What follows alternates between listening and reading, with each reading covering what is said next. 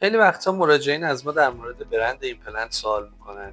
واقعیت امر این هست که فاکتورهایی که در درمان موفق ایمپلنت مؤثر هست فاکتورهای دیگری است و برند ایمپلنت در آخرین مرحله مورد توجه قرار میگیره.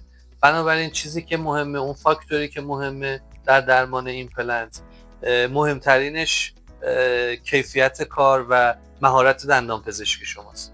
بنابراین اگر دندانپزشک شما مهارت کافی رو نداشته باشه و بهترین برند دنیا رو هم برای شما کار کنه، نتیجه مطلوبی نخواهید گرفت.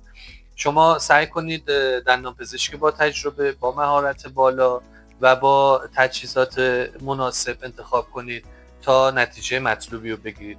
در مرحله آخر هم برند ایمپلنت میتونه کمک کننده باشه برای اینکه کیفیت کار بهتری رو شامل بشه.